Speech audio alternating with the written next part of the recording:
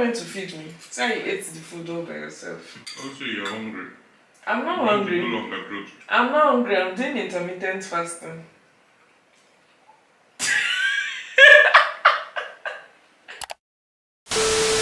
Hello guys. Hello. How did we meet? It was October 2018. I attended their church. Yeah. Fortunately, you came out to give testimony with your dad. Yeah. For your law school successful graduation. So I saw the whole lovey-dovey between you and your dad, and I was sitting, just by the side. I was just observing everything. I was like, this just caught my attention. Yeah. I need to know this person more. You're looking so beautiful. I was just tapping one of my guy by the side. I was like, I just told him that, man, I feel like this is my dream wife. So guys, this video has turned to a mukbang. But yeah, what do you think is the reason people are not attracting their dream relationships? The reason people are not attracting their dream relationship is too much pride. Nobody wants to be right. There should be love and humility. Yeah. So everybody's trying to say, oh, this is my right. Yeah. My right will not take you anywhere. Very true.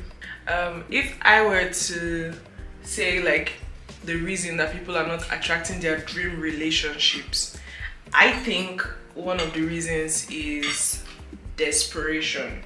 People don't realize that desperation is idolatry. When you're desperate to be in a relationship, when you're desperate to be married, you can have that desire, but if you are desperate for it, like you want it badly, that can actually be idolatry. So for example, I remember when we met, right? I had always wanted to be in a relationship, right? And then at a point, in the course of my journey, I remember God just put me in a position where I was just by myself and I was comfortable by myself. And I remember my relationship with God had intensified and I did not even care anymore. I was no longer desperate for a relationship, and that was when we met. And crazy enough, the difference between the moment I made that decision to not be desperate anymore for a relationship and to just be content with my relationship with God, the moment between the time I made that decision and the time that we met was actually just 3 months apart. God has put this desire in you, and it is a very valid desire. But I believe that when God sees that you're desperate, right, and you want this thing badly, sometimes we even want it more than our relationship with God. Whatever it is that thing that you want badly, sometimes we tend to even prioritize those things over our relationships with God. And you might not even know when you're doing it, but it's just that it shows in your actions, it shows in your desperation, what you're willing to settle for, how low you're willing to maybe drop your values, how much of your values you're willing to compromise. All those things are pointers to what really matters to you, either that relationship or your relationship with God. What are you prioritizing? A lot of believers can probably testify to this. If you can relate to what we're saying, you can put it in the comment section below. But I believe that it is when we get to the point where we're no longer desperate, that is when God then sends this person, because then he knows that this relationship is not going to be an idol and that you would be able to enter into this relationship with clear eyes. At what point had you gotten to when we met? Were you looking, were you searching for, what stage of life were you in romantically or relationship wise? I was just there. I just concentrating on my career. So you weren't even particularly searching? Yeah. No searching. When I met you, I just wanted to be friends, and yeah, I just wanted to build that relationship, know you better. Yeah. And I think that's really laid a foundation for the relationship, because when you're not trying so hard to keep someone, or you're not obsessed with not losing the person, you're able to ask logical questions. A lot of times you see relationships where Like they start dating and then they find out about each other's genotypes months later or years later into the relationship, and then they can't move forward.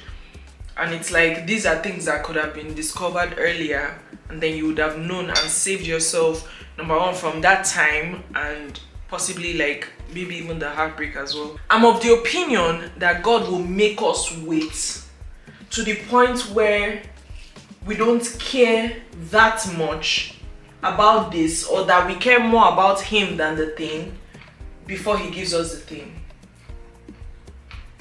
It's not like he waits until we don't care at all, but that we have put him back in his rightful place where God is Lord over your life before he gives you those things, so that you don't make those things your God.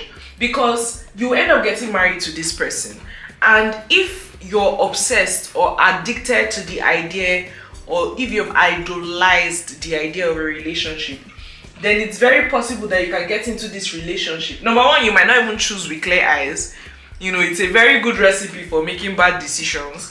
But even when you do get married to this person, there's a very strong chance that you would be so desperate to keep the relationship when you guys do get married. Like, that person becomes your God, basically.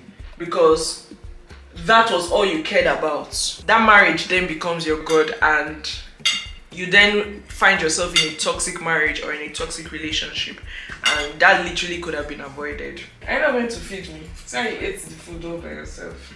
You already eaten. You can give me one spoon. Also, you're hungry. I'm not hungry. No longer growth. I'm not hungry. I'm doing intermittent fasting.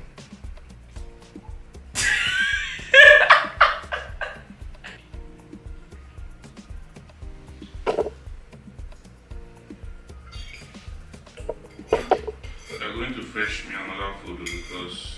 Are you not meant to be the one to cook for me?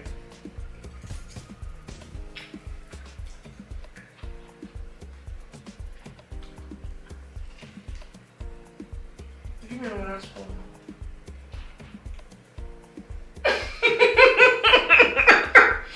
Smile for the camera. So with that being said, we've come to the end of this video. Tell them to subscribe. You know what to do. They're not hearing you. You know what to You do. know what to do. See content. Tell them to like the video. They don't have no choice. They have a choice. They have a choice. Please like the video. You guys have a choice. I believe in your choice and your power and your rights. Can you check out this video right here, wherever it is on the screen? See you there. Tell them bye. Bye.